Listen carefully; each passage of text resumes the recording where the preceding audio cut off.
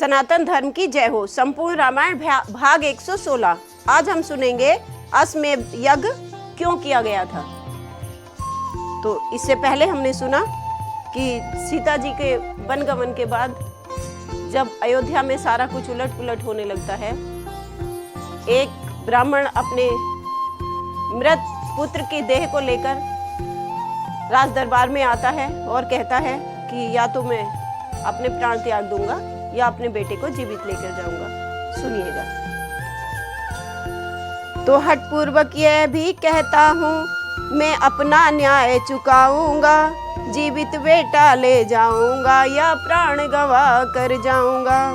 लखन लाल की बात सुन उठे रामा निवास, आए गुरुवर के सहित उस ब्राह्मण के पास। देखा जब रघुराज को आता अपनी ओर, व्याकुल ब्राह्मण ने कहे ऐसे वचन कठोर। तो वे ब्राह्मण श्री रामचंद्र जी से क्या कहते हैं? हो चुके सगर रघुराज दिलीप, क्रम कभी न ये देखा अपना। कि मैं सगर के राज्य से सब कुछ देख रहा हूँ, पर ऐसा मैंने इस राज्य में कभी नहीं देखा। जीता रह जाए बाप और मरता देखे बेटा अपना। हे राम तुम्हारे शासन में सब नियम बदलता जाता है, जी जलता है सूरज कुल का सूरज अब ढलता जाता है। चुभे राम के हृदय में ब्रह्म वाक्य के सूल, गुरु से पूछा किस लिए हुआ नियम प्रतिकूल। श्री वशिष्ठ जी हो गए ध्यान मग्न कुछ काल, तदुपरांत कहने लगे इस प्रकार सब हाल। क्या कहते हैं? वास्तव में एक शूद्र बैठा अत्यंत अधर्म कर रहा है, जिसके कारण ये सब हो रहा है वो कारण गुरु जी ने श्री रामचंद्र जी को बताया। वास्तव में एक शूद्र बैठा अत्यंत अधर्म कर रहा है, विंध्याचल के गहबर वन में ब्राह्मण का कर्म कर रहा है। इस अनाधिकार ही के कारण सब नियमित क्रम संवरण हुआ, दुर्भिक्ष अयोध्या में आया, ब्राह्मण बेटे का मरण हुआ। तो गुरुवर के ये वाक्य सुन प्रभु हो गए अधीर, तुरंत चढ़ाया क्रुद्ध हो निज धनवा पर तीर। एक बाण से शूद्र का जब ही उड़ाया शीस, ब्राह्मण का बेटा उठा कहता हुआ जय जगदीश। चला गया ब्राह्मण जब ही पुत्र सहित सानंद, तब गुरुवर वशिष्ठ से बोले करुणाकंद।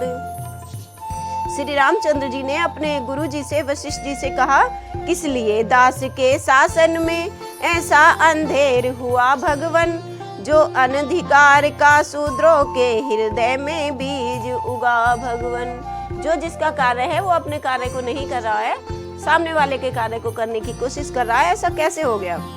वह क्या काली करतूते हैं जिनसे कुरीतियां आई हैं, निर्मल अंबर पर कौशल के ये श्याम घटाएं छाई हैं। पूजनीय अब तक रहे वेदादिक सब ग्रंथ, पर अब पैदा हो रहे नाना कल्पित पंथ। अब तो ग्रंथों को छोड़कर पता नहीं क्या क्या नियम बना दिए गए हैं। हरि मंदिर बने मौज मंदिर, तीर्थों में पाप प्रविष्ट हुआ, पर हित करना भूला समाज, पर धन हरना ही इष्ट हुआ। हरि मंदिर मौज मंदिर बनाए गए हैं, बन गए हैं, और तीर्थों में पाप होने लगा है, और इसीलिए असमय ये सारी विपत्तियां परेशानियां आने लगी हैं। जिसको देखो उसके भीतर स्वार्थ ही स्वार्थ है दिख रहा, बच्चा बच्चा समाज का प्रभु केवल अपना हित सीख रहा। अपनाया अपनों से स्नेह, सीमित हो अपनी बाखर में, बंदी हो गया देश का हित, अपने हित के बंदी घर में। नेताओं में ये विष फैला, क्यों मेरा नाम ऊंचा नहीं, जनता स्वतंत्र हो कहती है, नेताओं का कुछ काम नहीं। यह सब चक्कर कुछ ऐसा है जिसने अनीति भर डाली है, रजनी का दिन कर डाला है, दिन की रजनी कर डाली है। यह सुनकर गुरु ने कहा, सुन लो कारण ठीक, ब्राह्मण वध से की हो गई बिगड़ गई ये लीक। कहते हैं ब्राह्मण का जो वध हुआ था, रावण का जो वध हुआ था वो तो ब्राह्मण था, तो ब्राह्मण के वध से गई बिगड़ धर्म की लीक। कैसा ही कर्महीन नास्तिक, पापों से मंडित था रावण, फिर भी पुलस्त के कुल में था, ब्राह्मण था पंडित था रावण। उसको तुमने क्षत्रिय होकर संघारा जो युद्ध स्थल में, वह ब्रह्म पाप वह ब्रह्म दोष आ बैठा है इस कौशल में। प्रभु बोले उस पाप से किस विधि हो उद्धार, हो सकता है यज्ञ से गुरु ने किया विचार। रच जाए यज्ञ यदि अश्वमेध, तो सारी बाधाएं जाएं, आनंदामृत धाराएं फिर यह श्यामल घटाएं बरसाएं।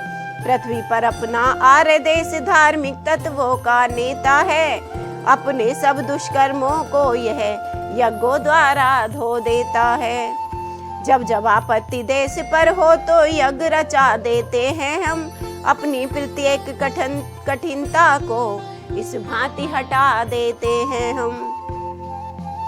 बरसाहित बरसा यज्ञ यहाँ, पुत्रेष्टि यज्ञ पुत्र हेतु यहाँ, नाना यज्ञों का है विधान, बतलाओ जग में और कहाँ। ऐसा जैसा अपने यज्ञों का, अपनी पूजा का विधान अपने भारत में है, ऐसा और सारे सृष्टि में, सारी दुनिया में कहीं नहीं है। नाना यज्ञों का है विधान, बतलाओ जग में और कहाँ। अतएव पाप के संकट को पुण्यों से आज हटाना है, कर अश्वमेध कौशल का फिर जग में डंका बजवाना है। जो आज्ञा कहकर चले हर्ष सहित अवदेश, कहा मार्ग में लखन ने मैं भी कहूँ नरेश। जब साथ साथ लक्ष्मण जी जा रहे हैं तो आज्ञा मांगते हैं श्री रामचंद्र जी से कि आप कहें, अगर मुझे अनुमति दें तो मैं भी आपसे कुछ कहूँ। तो क्या कहते हैं, गुरुवर का कथन सत्य ही है, मतिगत भी यही कहती है, पर मुझे एक ही और बात अवनति का मूल दिखती है। जो ये अयोध्या का पतन हो रहा है, इसका एक कारण और भी है। निर्दोषिनी सीता त्यागी है, ये बात आप भी जान रहे, सतवंती के निर्वासन पर राजाधिराज कुछ ध्यान रहे।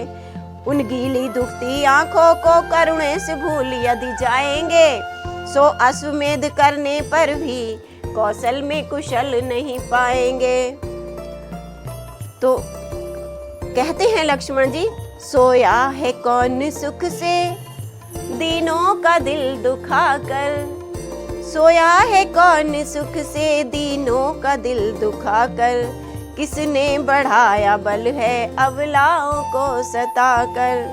हर एक भोगता है अपने किए के फल को, वह आम कैसे खाए बोए जो नीम लाकर।